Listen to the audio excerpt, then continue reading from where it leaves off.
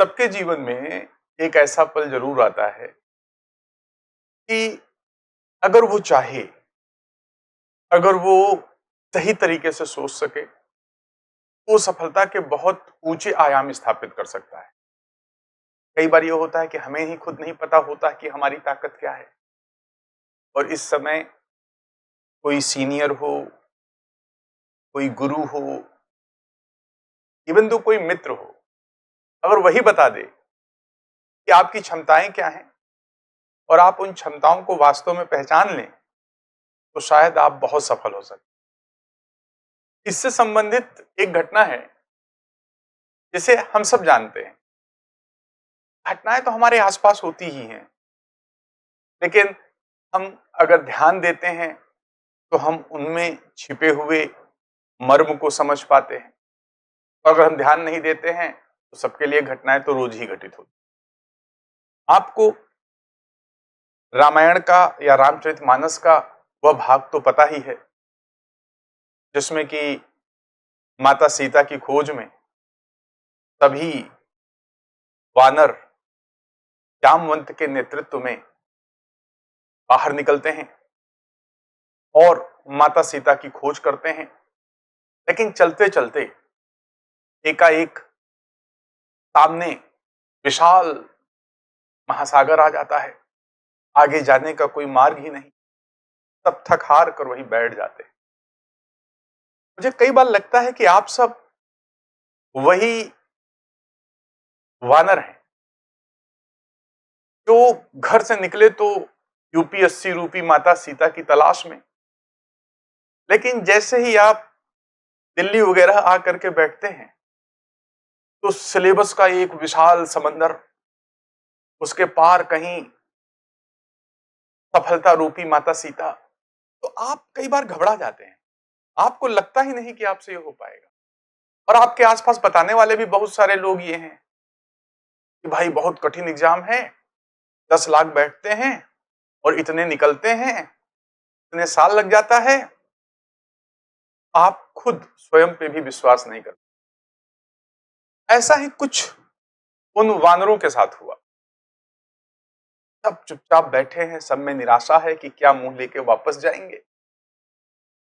लेकिन उनमें जो उनके नेतृत्व करता है जामवंत, वो जानते हैं वानरों में क्षमता तो बहुत है, और उनमें एक ऐसा वानर है जो असीम क्षमता का स्वामी है। लेकिन वह चूंकि सामान्य वानरों के साथ रहा है, वो अपनी क्षमता भूल गया। जामवंत जी उनके पास जाते हैं और जाके एक कालजयी वाक्य बोलते हैं कि क्या चुप साध ही रहा बलवान। बलवान, सामर्थवान, तुम शांत बैठे हो। और वो जिसको सामर्थवान कह रहे हैं वो है हनुमान जी। और हनुमान जी हैरान हैं। हनुमान जी इधर उधर देखते हैं और पूछते हैं कि हे रीछराज, आप मुझसे ही कह रहे हैं? जामवंत मुस्कुराए, बोले कि हाँ हनुमान, मैं आपसे ही कह रहा हूं। आप चाहें इस सागर को, महासागर को लांग सकते और एक ही छलांग में लांग सकते। हनुमान जी ने अजीब निगाहों से जामवंत की तरफ देखा और बोले, रीछराज, हम सब आप और परेशान, क्षमता नहीं बची है और आप कह रहे हो हम एक छलांग में लांग जाएंगे। जामवंत ने कहा, बचपन में ना भूख लगी थी जब, तो तुमने 15 करोड़ किलोमीटर दूर स्थित सूर्य को निगल दिया था। तुम उतनी दूरी तय करने के योग्य हो, इतनी क्षमता है, और तुम आज चुप बैठे हो। और जानते हो तुम चुप क्यों बैठे हो? क्योंकि एक लंबे समय तक तुम ऐसे वातावरण में रहे हो, ऐसे परिवेश में रहे हो, ऐसे लोगों के साथ रहे हो, ऐसे वानर के साथ रहे हो जो केवल एक पेड़ से दूसरी पेड़ तक छलांग लगाते थे। और तुम भी उन्हीं के साथ केवल एक पेड़ से दूसरी पेड़ तक छलांग लगाते हो। इसलिए तुमको खुद पर ही विश्वास हट गया है कि तुम इतनी लंबी छलांग लगा सकते हो। ये हाल आप सबका होता है, क्योंकि आप सब लोग अधिकांश ऐसे लोगों के साथ रहते हैं जो केवल छोटी-छोटी छलांगे लगाते हैं, जो केवल छोटी-छोटी सफलताओं को सब कुछ मान लेते हैं। उनको लगता ही नहीं कि बड़ी सफलता पाई जा सकती है, उनको लगता ही नहीं कि बड़ी छलांग लगाई जा सकती है। तो वो छोटी-छोटी सफलताओं में चुप हो जाते हैं, तो इसी को नियति मानते हैं। जामवंत ने हनुमान जी के पिछले सभी कार्य याद कराए। हनुमान जी तो भूल से गए थे, हनुमान जी को याद आया, अरे हाँ, तब बहुत थी। अब क्या था? तब हनुमान जी खड़े हुए। अब लोग कहते हैं ना कि हनुमान जी ने बहुत विशाल शरीर धारण कर लिया। तो हनुमान जी ने शरीर बहुत विशाल नहीं किया, हनुमान जी के विचार व्यापक हो गए। हनुमान जी अपनी लघुता से दूर हो गए। हनुमान जी को लगा कि नहीं, हां, अगर तर्कपूर्ण तरीके से कार्य किए जाएं तो वो संपन्न होंगे। शरीर विशाल नहीं होता, विचार विशाल होते। आपकी सोच विशाल होती। जब आपकी सोच विशाल होती है तो आपकी प्राप्तियां वो हो सकती हैं जिसको तुम खुद भी अभी नहीं सोच पा रहे। लेकिन आपको कौन चाहिए? जामवंत। आपके जामवंत का काम कौन करेगा? मैं हूं ना। तुम सब अगर वानर बनने के लिए तैयार हो, तुम सब अगर हनुमान बनने के लिए तैयार हो, जामवंत बन क्या? ये कहने पर अपनी ताएं याद आएंगी। विशेष जामवंत में नहीं था, उन्होंने हनुमान को उनकी ताकत याद दिलाई। विशेष हनुमान है कि जो जामवंत के कहने पर अपनी ताकत पे भरोसा कर पाए। उन्होंने कभी पलटकर जामवंत से अपनी ताकत पर संदेह संबंधी प्रश्न नहीं पूछे। आप भी तो आते हो कि सर कितने अटेम्प्ट में हो जाए। मैं कहता हूं पहले अटेम्प्ट में तुम खुद मुझे संदेह की निगाह से देखो। लेकिन जब जामवंत ने कहा हनुमान से कि हनुमान, एक छलांग में पार कर सकते हो ना, हनुमान ने जामवंत बात पर अगर एक बार विश्वास किया तो फिर ऐसा नहीं, औरों ने नहीं कहा था मैं पार कर जाऊं। जामवंत के पास भागता हुआ अंगद आया। अरे अरे जामवंत जी, मैं जा सकता हूं पर आ नहीं सकता। जामवंत जी बोले नहीं भाई साहब, तुम जाओ, केवल पीटी नहीं पास करना, पीटी मेंस इंटरव्यू सारा पास करके वापस आना। हनुमान जी वो थे जो सारे चरण एक साथ पार कर सकते।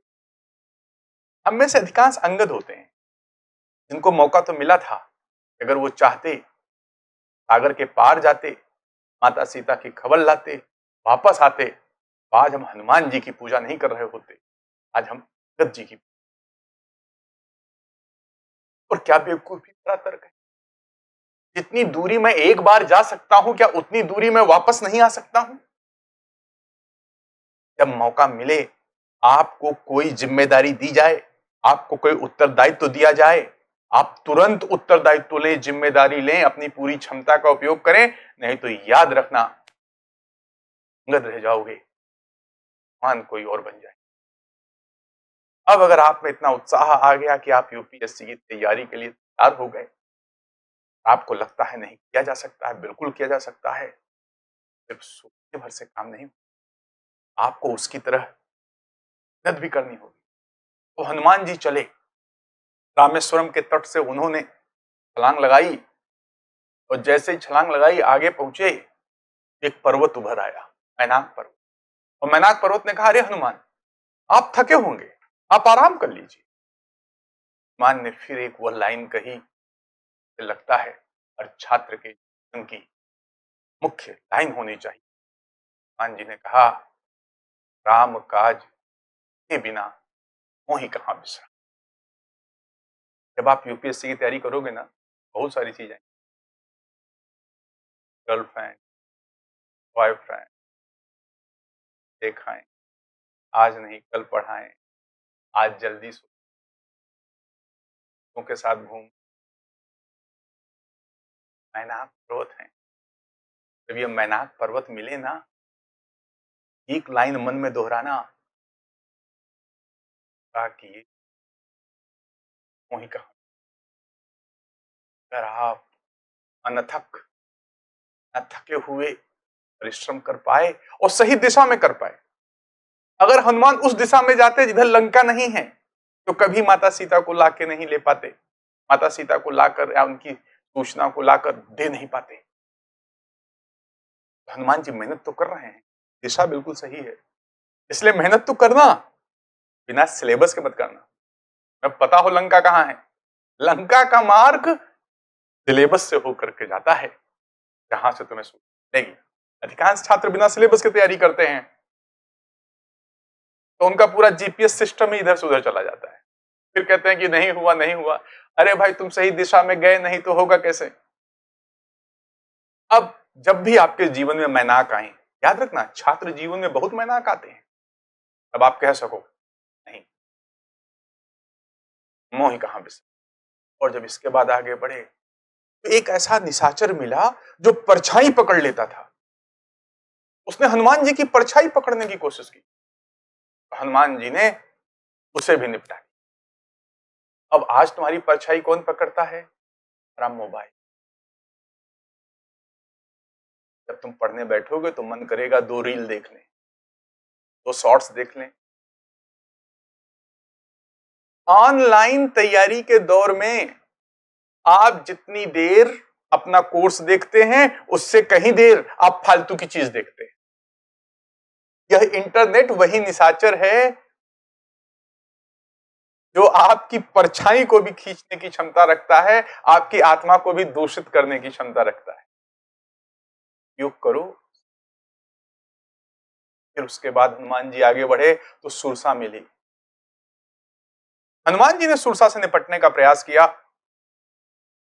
सुरसा ने जितना मुंह फैलाया, हनुमान जी ने शरीर उतना बड़ा किया, लेकिन अल्टीमेटली हनुमान जी समझ गए कि हम मुंह फैलाने में नंबर 1 है। इसलिए उन्होंने कहा नहीं भैया, मुंह फैलाने में और शरीर फैलाने में तुझसे जीत नहीं पाएंगे। ना आकार क्या करो, छोटा करो। वो छोटे हुए, उसके पेट में गए, बाहर आए। सुरसा भी मान गई कि नहीं भाई, ये अद्भुत व्यक्ति है। अब ये सुरसा कौन होगी? आपके जीवन में कई बार बहुत सारी समस्या सुरसा है। जब आपका शायद एग्जाम हो तो आपकी तबीयत खराब हो जाए, जब आपका एग्जाम हो तो हो सकता है घर में कोई बवाल हो जाए, जब आप राह चल रहे हो तो हो सकता है किसी से झगड़ा हो जाए।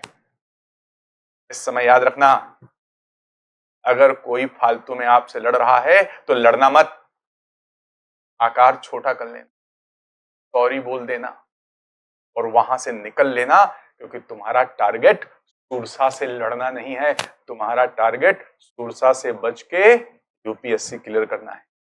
अगर हनुमान जी सुरसा के साथ मुंह बड़ा शरीर बड़ा का गेम करते रहते तो सदियां बीत जाती, गेम पूरा नहीं होता।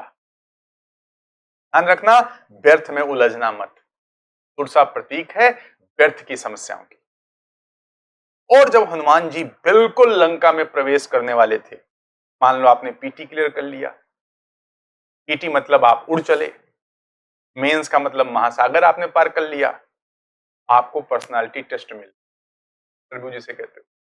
तो जब वो पहुंचे लंका में तो लंकिनी मिली। लंकिनी ने कहा, अरे वानर कहां जा रहा है? भड़काने की कोशिश। हनुमान जी अपना आकार बढ़ाया और एक मुट्ठी से ही उसे तोड़ दिया। इंटरव्यू बड़ा महत्वपूर्ण पक्ष है।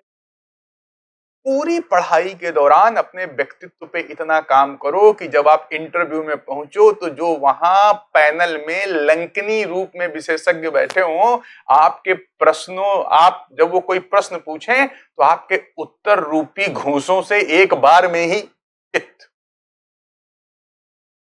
अन्यथा एग्जाम निकलेगा नहीं। बहुत महत्वपूर्ण पक्ष है। और फिर वो लंका पहुंचते हैं। लंका पहुंचकर माता सीता की सूचना लेते हैं और जो करते हैं वो इतिहास है। फिर इसके बाद वो वापस लौटते हैं। पूरे रामायण में, पूरे रामचरितमानस में अगर किसी एक पाठ के अध्ययन या पाठ के मनन या पाठ करने को किसी से कहा जाता है तो इसी पाठ को करने को कहा जाता है। पूरे रामचरितमानस में अगर कोई एक हिस्सा सबसे सुंदर है तो वो यही कांड है जिसे सुंदर कांड कहा। क्यों यह सबसे सुंदर है? यह एक छोटे से वानर की, ऐसा वानर जो खुद को किसी के योग्य नहीं मान रहा है, द्वारा प्राप्त की गई असीम सफलता की गाथा है। इसी तरह यह यूपीएससी की तैयारी का समय भी ना हमारे जीवन का सुंदर कांड है। अगर तुमने इसे बहुत अच्छे से पार कर लिया, प्री मेंस इंटरव्यू, तुम्हारी जिंदगी की जो तुम्हारे चरित्र की मानस होगी ना, पोते पोत नाती नातनियों को बताओगे। मैं भी एक समय ही पहुंचा था। हमारे पूरे जीवन का सबसे सुंदर भाग आज की तैयारी से संबंधित सफलता होगी। तो याद रखना, सबको अपने जीवन में सबसे सुंदर भाग को रचने का मौका मिलता है, पर क्या आप अपनी क्षमता पर इतना विश्वास रखते हैं? मैं जामवंत बनने को तैयार हूं, क्या आप हनुमान बनने को तैयार हैं? अगर तैयार हैं, आपके जीवन में सुंदर कांड को घटित होने से कोई भी रोक